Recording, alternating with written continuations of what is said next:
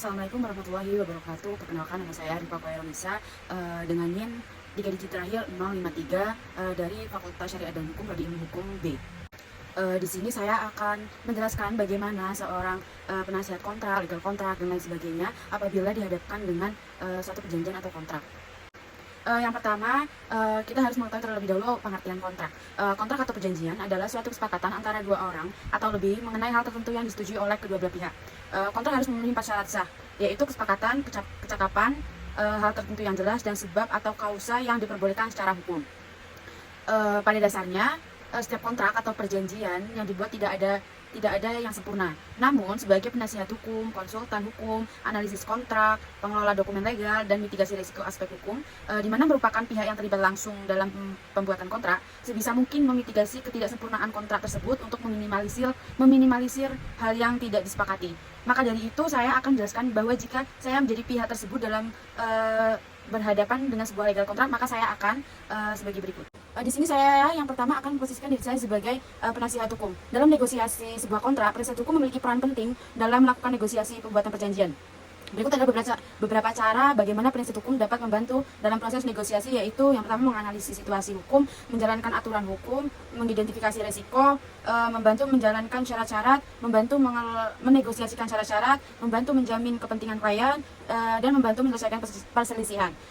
Dalam menjelaskan perselisihan, penasihat hukum itu mempunyai 2 cara, yaitu yang pertama litigasi dan non-litigasi.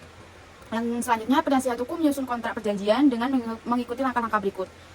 Yang pertama, memahami kebutuhan klien. Yang kedua, melakukan riset hukum. Yang ketiga, menyusun draft kontrak. Yang keempat, merevisi draft kontrak. Yang kelima, finalisasi kontrak.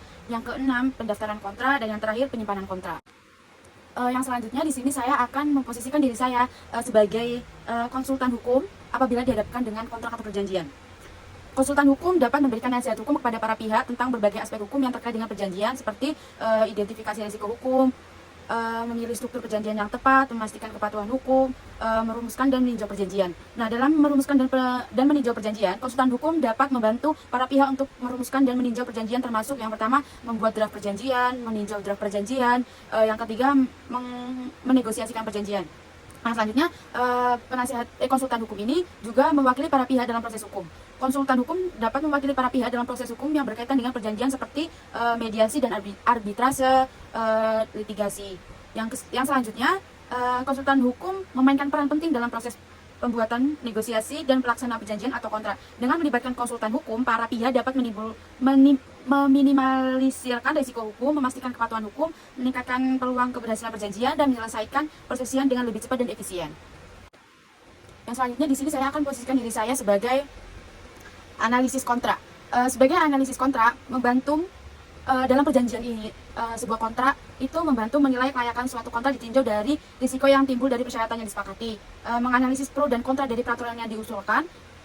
Jika kontrak berbentuk MOU, maka perlu memastikan bahwa MOU tersebut dapat dengan mudah diubah menjadi kontrak formal yang mengikat secara hukum.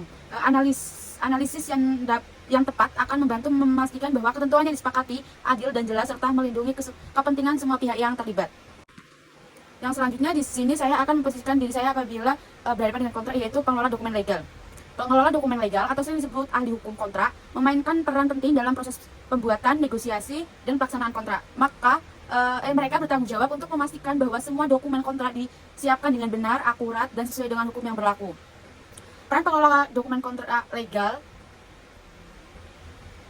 menyimpan dokumen hukum secara sistematik dan aman dalam format digital atau fisik, sehingga mudah diakses untuk pencarian dan pengambilan bila diperlukan.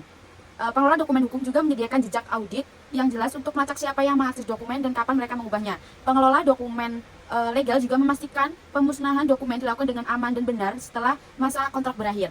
Oleh karena itu, pengelola dokumen bertanggung jawab untuk memastikan bahwa semua dokumen dikelola secara efisien, aman, dan sesuai dengan hukum. Di sini yang terakhir itu mengenai pemposisian diri, mitigasi risiko aspek hukum dalam berhadapan dengan kontrak atau perjanjian. Sebagai mitigasi risiko aspek hukum, perlu memahami cara mengidentifikasi, menilai, dan memitigasi risiko hukum yang mungkin berdampak pada kontrak yang disepakati oleh individu ataupun perusahaan.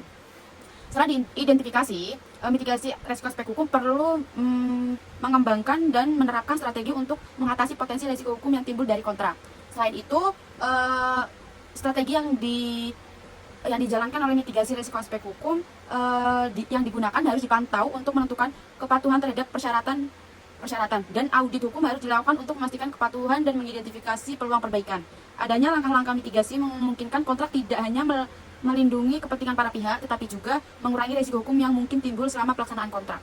Sekian dari saya, apabila ada kurangnya mohon maaf. Wassalamualaikum warahmatullahi wabarakatuh.